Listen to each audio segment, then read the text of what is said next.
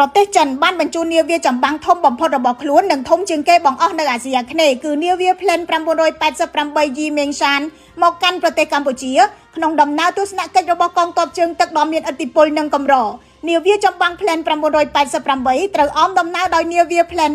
83 ជីគួងមួយគ្រឿងទៀតដែលចូលចតនៅកំពង់ផែស្វាយចាត់ក្រុងព្រះសីហនុចាប់ពីថ្ងៃទី10ដល់ថ្ងៃទី14ខែតុលាឆ្នាំ2025យោងតាម Global Times នាវា Yi Mengshan ជានាវាចម្បាំងដ៏ធំបំផុតនិងមានសមត្ថភាពខ្លាំងបំផុតរបស់ប្រទេសចិនដែលមានទម្ងន់ 25,000 តោនមានបណ្ដោយ 210 ម៉ែត្រទទឹង 28 ម៉ែត្រនិងអាចបើកបរបានល្បឿនជាង 40 គីឡូម៉ែត្រក្នុង1ម៉ោងវាធំជាងនាវាចម្បាំងចក្រី Narubet របស់ថៃនិងនាវា Makassar របស់ឥណ្ឌូនេស៊ីជាង2ដងធំជាងនាវាសង្ហបុរី Endurance 3 ដងធំជាងនាវា Mahawangsa របស់ម៉ាឡេស៊ីនិងនាវា HQ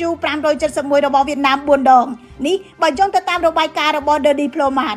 យោងតាមគេហទំព័រ Gens នាវា Yi Mengshan អាចផ្ទុកយន្តហោះចម្បាំង4គ្រឿងឧទ្ធម្ភាគចក្រ4គ្រឿងនិងកងម៉ារីន 1000 នាក់វាត្រូវបានបំពាក់ដោយកាំភ្លើង 76 មីលីម៉ែត្រនិង 30 មីលីម៉ែត្រចំនួន4ឈុតអ្នកវិភាគប៉ាន់ប្រមាណតម្លៃរបស់នាវានេះប្រហែលជា300ទៅ350លានដុល្លារអាមេរិកក្នុងមួយគ្រឿង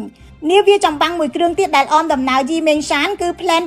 83 ជីគួងជានាវាសម្រាប់ហ្វឹកហាត់ប្រយុទ្ធនិងទម្ងន់ 9,000 តោនប្រដាប់ដោយកាំភ្លើង 76 មីលីម៉ែត្រនិង 30 មីលីម៉ែត្រចំនួន2ឈុតនាវានេះមានតម្លៃប្រហែលជា200លានដុល្លារនេះបើយោងទៅតាម Gensយោងតាម China Daily នាវាទាំងពីរធ្លាប់បានចូលចតនៅក្នុងប្រទេសជាង40នៅអាស៊ីអាហ្វ្រិកនិងអឺរ៉ុបដែលជានិមិត្តរូបនៃការទូតនិងអំណាចយោធារបស់ចិននៅដែនសមុទ្រនាវានេះធ្លាប់ធ្វើសមយុទ្ធជើងទឹកចិនរុស្ស៊ីល្បាតប្រឆាំងចៅសមុទ្រនៅឈូងសមុទ្រអេដែននិងចូលរួមនៅក្នុងប្រតិបត្តិការសង្គ្រោះនៅឥណ្ឌូប៉ាស៊ីហ្វិកក៏ប៉ុន្តែមិនទាន់បានចូលនៅក្នុងសមរភូមិប្រយុទ្ធជាក់ស្ដែងនៅឡើយទោះយ៉ាងណាវត្តមាននាវាចិននៅកម្ពុជាបញ្ជាក់ពីសហប្រតិបត្តិការការទូតនិងយោធារវាងប្រទេសទាំងពីរហើយក៏ជាដំណើរទស្សនកិច្ចស្របពេលដែលជម្លោះព្រំដែនរវាងកម្ពុជានិងថៃកាន់តែតានតឹង